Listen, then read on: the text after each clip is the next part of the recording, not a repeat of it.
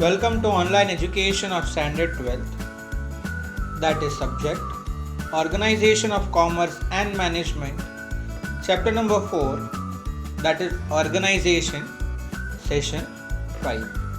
Students, now I think so by the so many sessions you all might have understood now the real meaning of what is organizing. Okay, in the organization, what does the term organizing mean? Clear? That is completely dependent upon the delegation of authority and responsibility, and as well the human efforts in what manner they work. Okay, so according to the legal view, power means authority to take legal actions, but in the business unit, power is to give the orders and also to see that to it that the orders are followed. Here now delegation of authority actually काफ़ी सारे लंबे time से अपन ये देखते आ रहे हैं, ये सुनते आ रहे हैं. अथॉरिटी का मतलब क्या होता है? पावर होता है.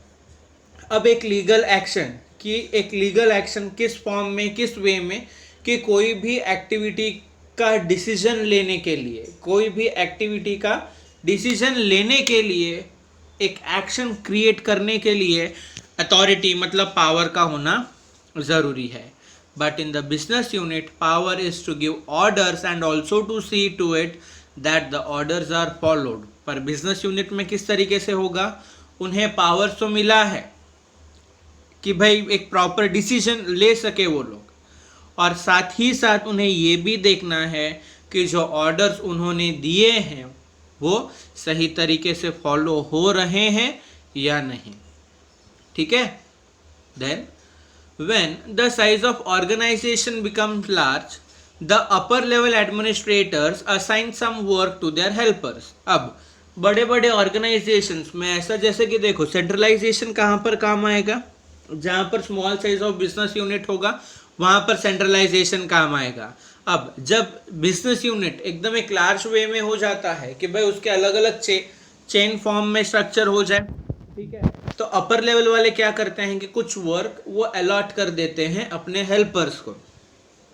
दे have to see whether the orders are followed और not. In order to enable such helpers to perform their task well, some powers are vested upon them. This is called delegation of power. तो अब देखो उनका ये work तो देखना ही है कि भाई मतलब वो जो पावर्स जो अपर लेवल वालों ने दिए हैं वो उनको फॉलो कर रहे हैं या नहीं, वो उनको देखना. Okay, they have to look over it, उनको स्क्रूटिनाइज करना.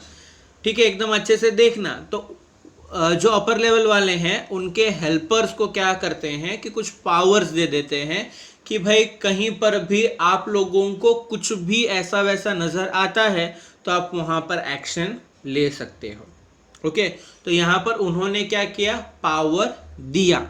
So that power of giving is known as delegation of power.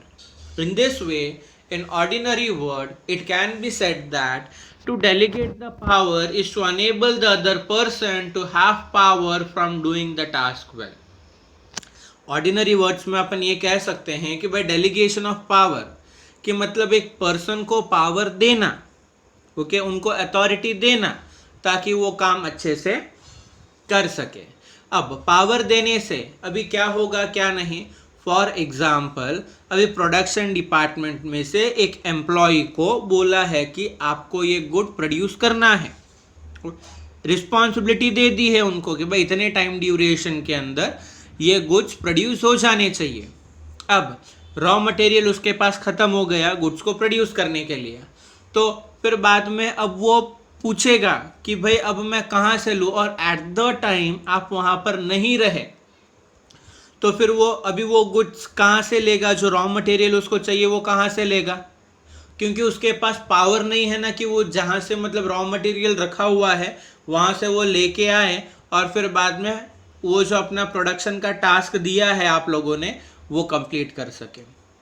समझ आया? तो साथ ही साथ क्या है कि अथॉरिटी भी दो, पावर भी दो कि भाई गुड्स वहाँ से रखे हुए हैं, आपको मैं ये राइट देता हूँ कि यहाँ से आप गुड्स को ले सकते हो ताकि आप अपना जो प्रोडक्शन का टास्क है वो कंप्लीट कर सको। तो यहाँ पर क्या कि पावर दिया, वहाँ से रॉ मटेरियल वो ले सकते हैं।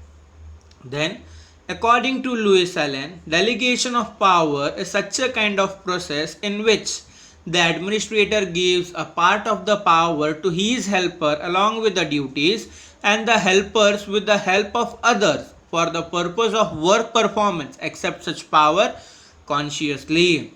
तो अब डेलीगेशन ऑफ पावर का मतलब क्या, फिर से यहाँ पर वही बात बार बार रिपीट हो रही है। अब यहाँ पर ये डेफिनेशन जो लुइस एलन ने दी है ये तुम्हें याद रखना है।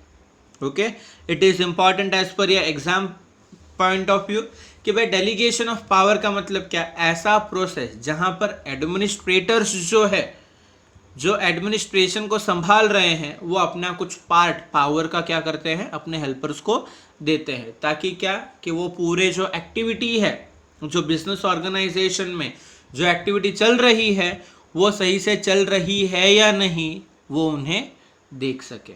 ठीक है। In the delegation of power, the understanding of the responsibility is the main thing। अब यहाँ पर पावर तो दे दिया, सत्ता हाथ में आ गई, तो यहाँ पे ऐसा नहीं है कि रॉब झाड़ने लग गए कि नहीं मेरे पास पावर है, you have to stand where I say, ऐसा नहीं। यहाँ पर अथॉरिटी पावर है तुम्हारे पास, तो तुम्हारी रिस्पॉन्सिबिलिटी को भी समझो कि तुम्हारी रिस्पॉन्सिबिलिटीज क्या क्या है। राइट्स है, सॉरी मतलब अथॉरिटी पावर दिया है आपके पास, तो आपकी कुछ जिम्मेदारियां भी होंगी, वो आपको मेन चीज़ है कि ध्यान में रखनी होगी। The helpers are given power and they are responsible to get the work done, but the finally completion of the work and its responsibility rests with the upper level administrator only, and he cannot free himself from that। अब देखो, power को तो delegate कर दिया कि that particular person will see the particular kind of task, वो जज करेगा अपने अकॉर्डिंग, और फिर बाद में क्या है कि वर्क कंप्लीट हुआ है as per the order given या नहीं वो देखेगा। जब वो पूरा कंप्लीट टास्क हो जाता है, फिर भी अपर लेवल मैनेजमेंट की ही ये रिस्पॉन्सिबिलिटी रहती है कि वो वर्क को एक बार चेक करे कि सही से हुआ है या नहीं। ठीक है। अब उन्होंने अपने हेल्पर्स को पावर दिया है कि भाई चेक करो वर्क अच्छे से हुआ है या नहीं, पर ये उनकी भी जिम्मेदारी बनती है कि अपने हाथों से एक बार वर्क को चेक करने के लिए कि भाई जैसे बताया था वैसा हुआ है या नहीं, वो अपनी पूरी रिस्पॉन्सिबिलिटी से हाथ झाड़ नहीं सकते। क्लियर। अब देखो, अब डेलीगेशन ऑफ पावर का इंपॉर्टेंस क्या है। Delegation of power relieves upper level administration from more work, hence they can focus upon the policy matters, due to which the management is more efficient। Hence it can be said that power is the key to the administration, but the delegation of power is the key to organization। अब देखो, delegation of power का मतलब क्या, authorities को assign कर दी, किसी को दूसरे को अलॉट कर दी, तो उसको बोला जाता है डेलीगेशन ऑफ पावर। ताकि क्या है कि कुछ काम से कुछ टेंशन से यहाँ पर जो अपर लेवल मैनेजमेंट है वो रिलीफ हो सके, और वो किसी और दूसरे पॉलिसीज के ऊपर वो अपना ध्यान जो है वो रख सके। क्लियर। तो मैनेजमेंट क्या है यहाँ पर एफिशिएंटली होगा, क्योंकि उतना पर्टिकुलर वर्क जो है वो उनको अब देखना नहीं है। वो कौन देखेगा, वो दूसरे पर्सन जिनको अथॉरिटी दी है वो लोग देख लेंगे। तो यहाँ पर इसीलिए बोला है, देखो power is the key to administration. अब एडमिनिस्ट्रेशन की क्या है, पावर है।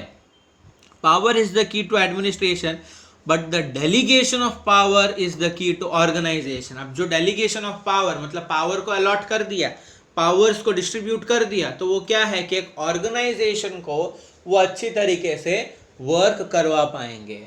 फॉर एग्जाम्पल, अब स्कूल है, ओके, टिल 12th स्टैंडर्ड, कोई भी स्कूल का एग्जाम्पल ले लो।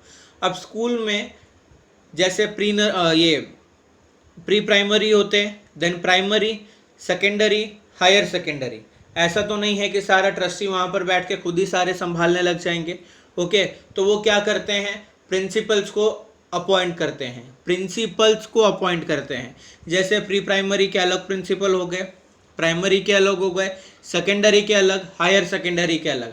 तो यहाँ पर क्या पर्टिकुलर डिपार्टमेंट वाइज उन्होंने क्या किया कि ग्रुप वाइज उन्होंने एक हेड को मतलब ऐसे रख दिया, that is in the form of principle. अब प्रिंसिपल का भी वर्क और अच्छे से हो जाए तो इसलिए किसको रखेंगे, सुपरवाइजर्स को रखेंगे, ओके, जो प्रिंसिपल के बिहाफ पे वहां पर वर्क करेंगे। बट रिस्पॉन्सिबिलिटी वर्क सही से हुआ है या नहीं, वो किसकी रिस्पॉन्सिबिलिटी रहेगी, सुपरवाइजर तो चेक करेंगे ही, बट यहाँ पर प्रिंसिपल की भी रिस्पॉन्सिबिलिटी रहेगी कि भाई वो लोग सही, मतलब जो भी वर्क है वो सही से हुआ है या नहीं। समझ आया उस तरीके से।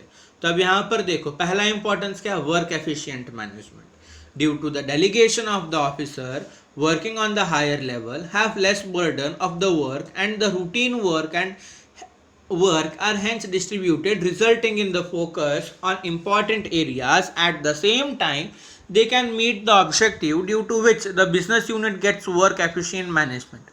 अब efficient management वो किस अकॉर्डिंग होगा, फॉर एग्जाम्पल अभी वर्क है, 4-5 वर्क दिए गए हैं, ओके, अकॉर्डिंगली हेड को थमा दिया भाई एक पर्टिकुलर वर्क है, ये पर्टिकुलर पर्सन देखेगा, दूसरा काम है वो दूसरा आदमी देखेगा।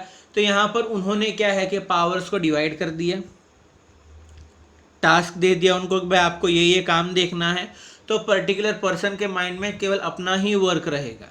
फिर बाद में वो जो अपर लेवल वाले हैं वो अपना जो फोकस है वो कहीं और लगाएंगे, भाई बिजनेस को हमें और किस तरीके से आगे ले जाना है। क्लियर। तो अब वो लोग अभी फिर बाद में यहाँ पर किस पर्सन को देंगे कि भाई वर्क करने के लिए जो एबल्ड हो, जिसके पास क्वालिटी हो, जिसके पास स्किल्स हो, जिसके पास एक्सपीरियंस हो, जिसके पास नॉलेज हो, उन पर्सन्स को अपॉइंट करेंगे।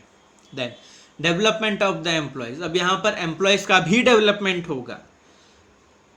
याद करो वो पॉइंट जो कि मोटिवेशन वाला पॉइंट है, ओके, जिनकी मोरल बूस्ट होते रहती है, ओके, कि भाई एम्प्लॉयज में से ही किसी पर्सन को वहां पर हेड खड़ा किया जाता है, ओके, जैसे कि तुम में से ही किसी को मॉनिटर के तौर पे खड़ा कर दिया तो वहाँ पर रहता है भाई नेक्स्ट टाइम मैं मॉनिटर बनूंगा, मैं ये पर्टिकुलर जैसे यूनिफॉर्म मॉनिटर बन गए, डिसिप्लिन मॉनिटर बन गए, इस तरीके से।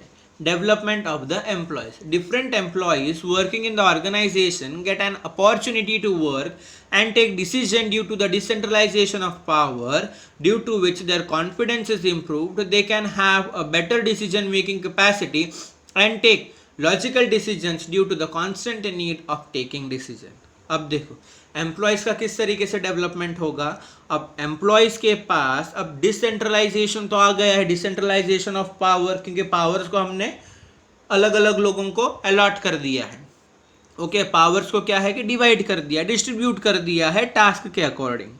फिर बाद में वहां पर क्या है कि कंटिन्यूअसली यहाँ पर डिसीजन मेकिंग फैक्टर आएगा, डिसीजंस लेने पड़ेंगे कई जगह पर, तो उस पर्टिकुलर सिचुएशन को किस अकॉर्डिंग टैकल करना है, ओके, तो ये उनके दिमाग में रहेगा कि नहीं भाई ये पर्टिकुलरली एक एम्प्लॉय है, ओके, उसको ये प्रॉब्लम आया है, तो अब इसका सल्यूशन क्या निकलेगा।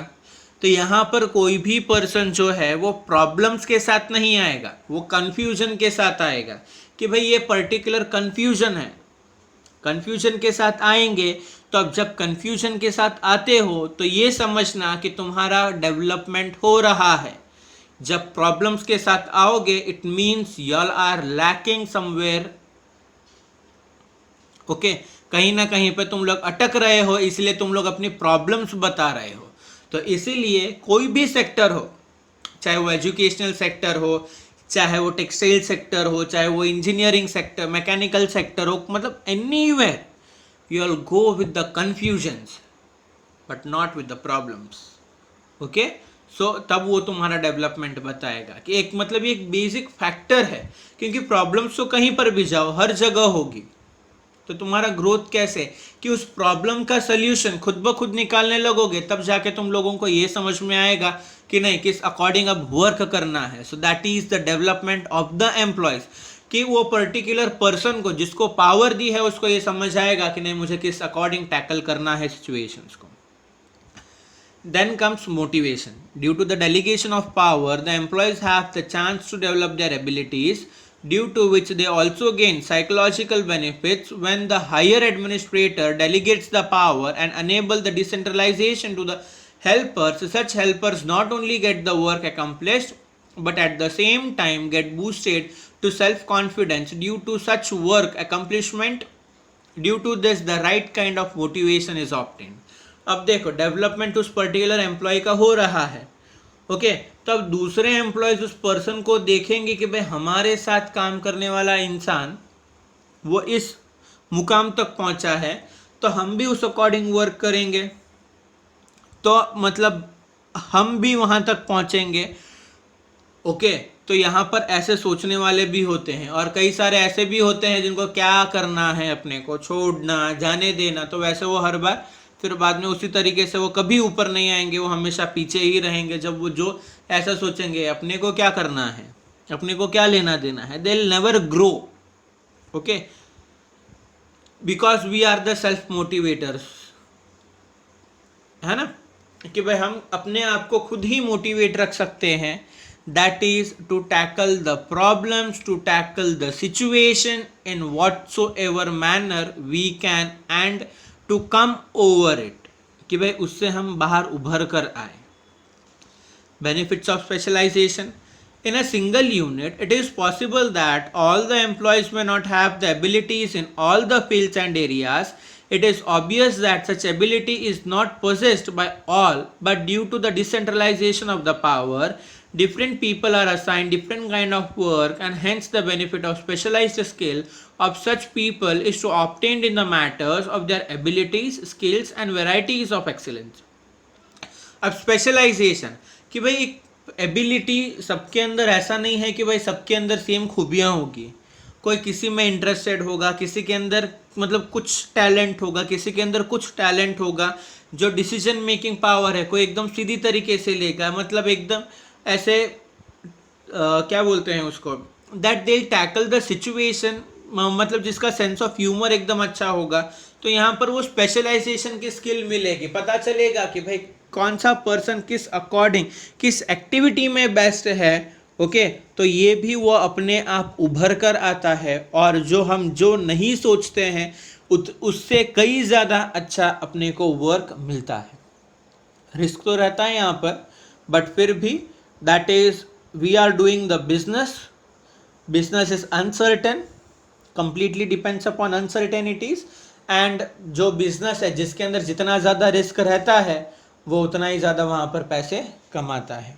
11th स्टैंडर्ड में ये पॉइंट अपन ने देखा था कि भाई बिजनेस के अंदर lesson number 1 nature, purpose and scope of business में, then coordination. Due to the delegation, the relationship of the helper and the upper officer are developed. The middle and the lower employees get the chance to take their decision independently. In this way, their opinions are respected and they are able to develop interpersonal relations in the organization. This enables good coordination. अब देखो coordination कैसे आएगा कि उस particular group of employees में से ही हमने एक को मतलब अथॉरिटी दी है, कोई बाहर के पर्सन को तो ला के हमने खड़ा नहीं कर दिया है, एक ग्रुप में से उसी पर्टिकुलर एम्प्लॉयज़ के ग्रुप में से खड़े करने का ये अपने को बेनिफिट रहता है, क्योंकि अपनी बिजनेस का ऑब्जेक्टिव क्या है, किस पॉलिसीज़ के ऊपर बिजनेस काम करता है, ये उससे ज़्यादा अच्छे से मालूम होगा, है ना। और जो पर्टिकुलर ग्रुप होता है एम्प्लॉयज़ का वो उसके साथ कोऑर्डिनेट भी करेगा, और अपना मतलब कोऑर्डिनेशन और कोऑपरेशन दोनों यहाँ पर साथ में देखने के लिए मिलेंगे। नहीं भाई अपना पर्सन वहाँ पर खड़ा है, अपने को उसकी सुननी है, ओके, तो इस तरीके से क्या कि कोऑर्डिनेशन वहाँ पर मेंटेन रहेगा, and that will help to reach our objective. Scope of expansion, अब कोऑर्डिनेशन है, कोऑपरेशन है, ओके, पावर्स डेलीगेट कर दिए हैं, स्पेशलाइजेशन वगैरह मिल रहा है, तो यहाँ पर एक्सपांशन ऑफ द बिजनेस देखने के लिए मिलेगा है। Due to the delegation of power, the upper level officer are free to focus on the new ideas for the expansion of the business. This enables long life to the organisation and ease in doing business. अब देखो delegation of power से क्या, जो upper level वाले हैं उनका mind कहाँ पर फोकस रहेगा कि किस तरीके से आगे बढ़ना है, और जो डेली का रूटीन वर्क है वो उनके हेल्पर्स तो देख ही रहे हैं, तो इससे क्या होगा कि एक्सपांशन बिजनेस का होते रहेगा, है ना। तो अब देखो elements of delegation of authority, अब elements of delegation of authority, अब as per Louis Allen, delegation of authority means assignment of the responsibility and power to the subordinates by creating accountability for effective performance. अब delegation of authority, अब Louis Allen ने बताया है यहाँ पर कि भाई रिस्पॉन्सिबिलिटीज के साथ साथ अथॉरिटीज भी डेलीगेट करना है ना, अथॉरिटीज के साथ साथ रिस्पॉन्सिबिलिटी भी डेलीगेट करना है, किसे, अपने सबऑर्डिनेट्स को, बाय क्रिएटिंग द अकाउंटेबिलिटी। अब यहाँ पर अकाउंटेबिलिटी का मतलब क्या होगा, answerability for the given work, कि कौन किसको आंसरेबल रहेगा, तो उसका मतलब होता है accountability. According to him, the following elements are included in the delegation of authority. In this way, a tripod structure of the delegation of authority can be formed. All the three elements are equally important and independent, still mutually connected. An effective organizational structure can be formed by balancing them. अब एक tripod बनेगा। अब tripod के अंदर क्या क्या included होगा, responsibility, authority और अकाउंटेबिलिटी। साथ ही साथ क्या मिलेगा अपने को, entrustment of responsibility, conferment of authority and creation of accountability. अब तुम्हारे टेक्स्ट बुक के अंदर देखो इस तरीके का डायग्राम बना हुआ होगा, ओके। ये ट्राइपॉड का डायग्राम है, ओके, क्लियर। तो अब देखो इस तरीके से यहाँ पर ये ट्राइपॉड है। अब ये रिस्पॉन्सिबिलिटी क्या है अपने को मालूम है, समझ आ गया है कि राइट फ्रॉम द चैप्टर 1, 2, 3, अब ये फोर्थ का 5th सेशन जहाँ पर अपन ये दो वर्ड्स देख रहे हैं, अथॉरिटी और रिस्पॉन्सिबिलिटी। अब अकाउंटेबिलिटी का मतलब आंसरेबिलिटी, कि भाई कौन किसको आंसरेबल रहेगा, क्लियर। तो अब देखो first is entrustment of responsibility. Entrustment of responsibility is the duty assigned by the top level officer to the subordinate for a particular work. अब रिस्पॉन्सिबिलिटी दी है, जैसे मैंने एग्जाम्पल दिया था किसका, एक एम्प्लॉय की रिस्पॉन्सिबिलिटी है कि उसे वो प्रोडक्शन का टास्क कंप्लीट करना है, बट क्या उसको अथॉरिटी दी है कि आपके पास गुड्स नहीं होंगे, रॉ मटेरियल नहीं होगा, तो आप कहाँ से लोगे, समझ आया। The responsibility is given to accomplish a particular task, एक टास्क को कंप्लीट करने के लिए रिस्पॉन्सिबिलिटी दी जाती है। It creates a relationship between the superior and the subordinate because the subordinate is expected to follow the orders given by the superior. अब responsibility दी जाती है क्यों, क्योंकि ऐसे माना जाता, मतलब ऐसे माना क्या जाता, ऐसे ही होता है कि भाई हर जगह पर जैसा सुपीरियर बोलेंगे उस अकॉर्डिंग वर्क करना होगा। That was conferment of what? Entrustment of responsibility. Then that is conferment of authority. By giving the power to a person, result can be obtained by the work accomplishment.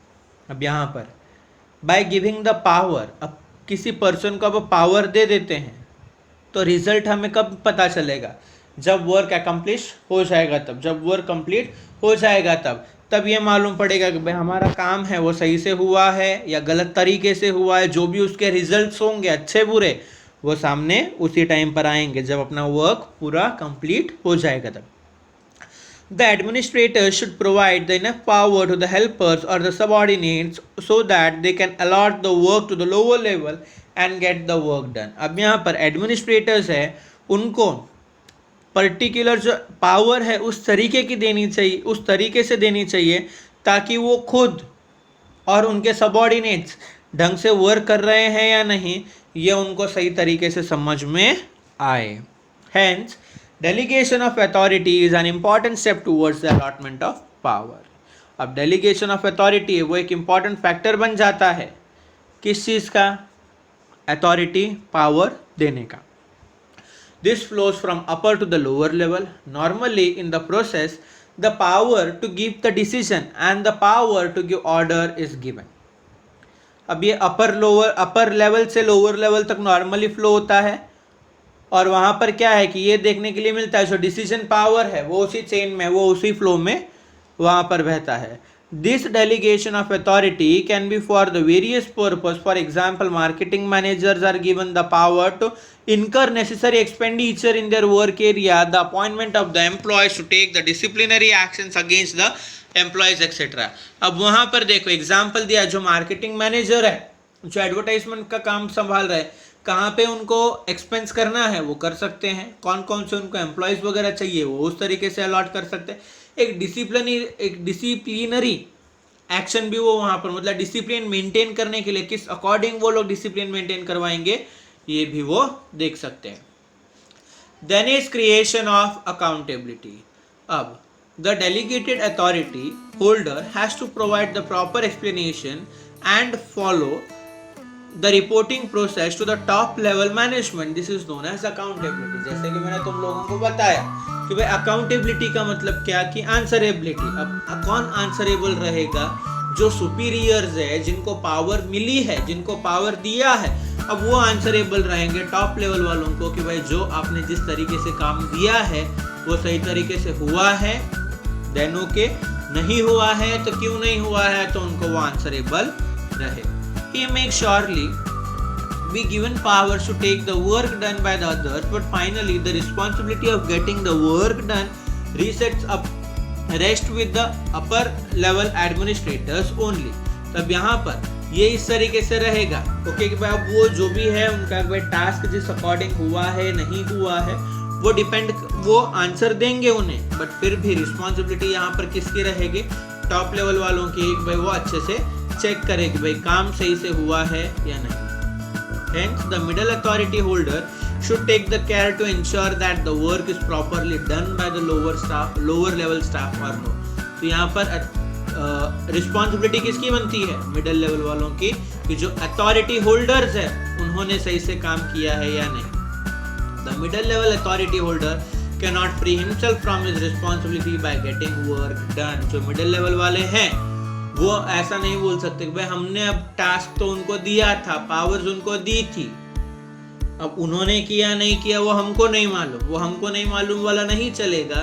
ये उन्हीं की responsibility रहेगी कि भाई task complete हो गया है, अब वो लेके आए हैं, वो सही से हुआ है या नहीं हुआ, चेक करना मिडिल लेवल वालों का काम। The accountability flows from lower level to upper level. This accountability can not be passed on. अब आंसरेबिलिटी है, अब वो पास नहीं होगी, पावर्स पास हो जाएंगे, ओके, देन एक स्केलर चेन में अकाउंटेबिलिटी पास होते जाएगी, बट ये ऐसे मतलब कि भाई हाँ मेरी जगह पर तू चले जाना, प्रॉक्सी नहीं भर सकते कोई यहाँ पर। For example, the accounts officer may give the work of the writing accounts to his accountant, but when the accounts are written, it is the accountant officer who has to check the accuracy of the work done and not the accountant। अब वो accounts officer की duty ये बनती है कि भाई सही से अकाउंट्स लिखे हैं या नहीं वो चेक करने, है ना, ओके। होप सारे पॉइंट्स एकदम अच्छे से समझ में आए होंगे, बहुत एंजॉय किया होगा। Thank you, have a great